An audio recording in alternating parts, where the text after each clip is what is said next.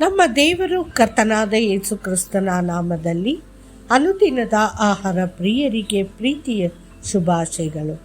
2025 August ತಿಂಗಳ 28ನೇ ತಾರೀಕಿನ ಗುರುವಾರದ ದೇವರ ವಾಕ್ಯವು, ಅವನ ಇರುವಿಕೆಯ ಧ್ವನಿ.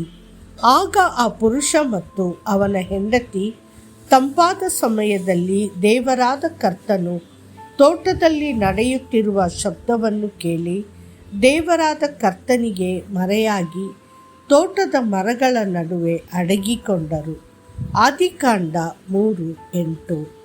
ದೇವರ ಸಾನ್ನಿಧ್ಯವನ್ನು ನಮ್ಮ ಜೀವನದಲ್ಲಿ ಆಳವಾಗಿ ಮತ್ತು ನಿರಂತರವಾಗಿ ಹೇಗೆ ತರುವುದು ಎಂಬುದರ ಕುರಿತು ನಾವು ನಮ್ಮ ಚಿಂತೆಯನ್ನು ಮುಂದುವರಿಸುತ್ತೇವೆ.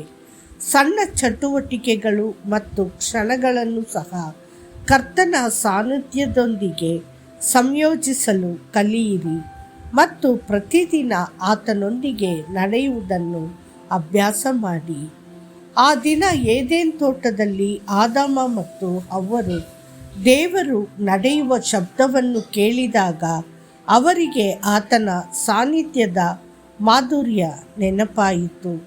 ನಮ್ಮ ಪ್ರೀತಿಯ ತಂದೆಯ ಸಾನ್ನಿಧ್ಯದಲ್ಲಿ ಆನಂದಿಸುವ ಮಕ್ಕಳಂತೆ ಅವರು ಆತನೊಂದಿಗಿನ ಅನ್ಯೋನ್ಯತೆಯಿಂದ ಆನಂದಿಸಬೇಕಾಗಿತ್ತು.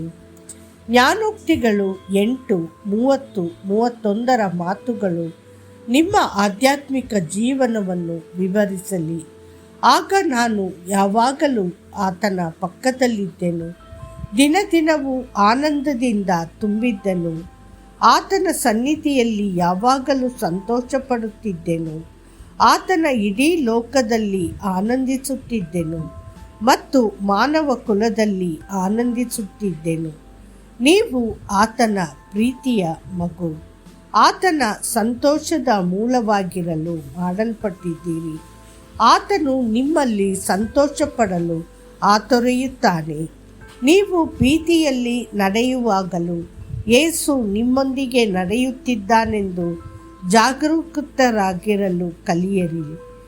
ಆತನ ಕೈ ಹಿಡಿದು ಪಕ್ಕದಲ್ಲಿ ನಡೆಯುವುದನ್ನು ಕಲ್ಪಿಸಿಕೊಳ್ಳಿ.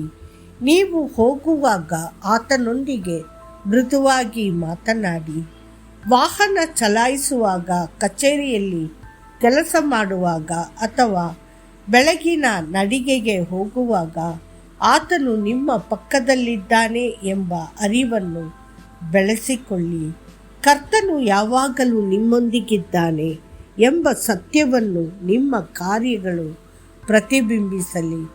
ನಿಮ್ಮ ಜೀವನದಲ್ಲಿ ಆತನ ಶಾಶ್ವತ ಉಪಸ್ಥಿತಿಯನ್ನು ದೃಢೀಕರಿಸುವ ಹೊಸ ಅಭ್ಯಾಸಗಳನ್ನು ಬೆಳೆಸಿಕೊಳ್ಳಿರಿ. ಆಗ ನೀವು ಆತನೊಂದಿಗೆ ನಿರಂತರವಾಗಿ ನಡೆಯಲು ಮತ್ತು ಆತನ ಸನ್ನಿಧಿಯಲ್ಲಿ ಆಳವಾಗಿ ಬೆಳೆಯಲು ಸಾಧ್ಯವಾಗುತ್ತದೆ. ಒಬ್ಬ ದೈವಿಕ ಮನುಷ್ಯನು ಒಮ್ಮೆ ಹೀಗೆ ಹೇಳಿದನು, ನಾನು ಬೆಳಿಗ್ಗೆ ಎದ್ದಾಗ ದೇವರ ಸನ್ನಿಧಿಯಲ್ಲಿ ಶಾಂತವಾಗಿ ಕುಳಿತು ಆಳವಾದ ಉಸಿರನ್ನು ತೆಗೆದುಕೊಳ್ಳುತ್ತೇನೆ. ಆ ಕ್ಷಣದಲ್ಲಿ ಕರ್ತನ ಮಧುರವಾದ ಸಾನ್ನಿಧ್ಯವು ನನ್ನನ್ನು ತುಂಬುತ್ತಿರುವುದನ್ನು ನಾನು ಅನುಭವಿಸುತ್ತೇನೆ. ಸ್ವರ್ಗದ ಶಕ್ತಿಯು ಮತ್ತು ಬಲವು ನನ್ನೊಳಗೆ ನೆಲೆಸಿದೆಯೋ ಎಂಬಂತೆ ನಾನು ಅದನ್ನು ಸ್ವೀಕರಿಸುತ್ತೇನೆ. ದೇವರ ಪ್ರಿಯ ಮಕ್ಕಳೇ, ಶ್ವಾಸಕೋಶಗಳು ಆಮ್ಲಜನಕದ ಮೂಲಕ ರಕ್ತವನ್ನು ಶುದ್ಧೀಕರಿಸುವಂತೆಯೇ ಪವಿತ್ರಾತ್ಮನು ತನ್ನ ಸಾನ್ನಿಧ್ಯದ ಮೂಲಕ ನಮ್ಮ ಆಂತರಿಕ ಜೀವನವನ್ನು ಶುದ್ಧೀಕರಿಸುತ್ತಾನೆ.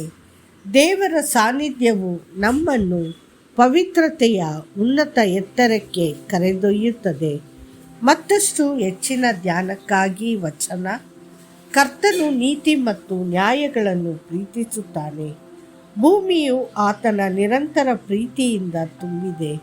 ಕರ್ತನ ವಾಕ್ಯದಿಂದ ಆಕಾಶವು ಉಂಟಾಯಿತು.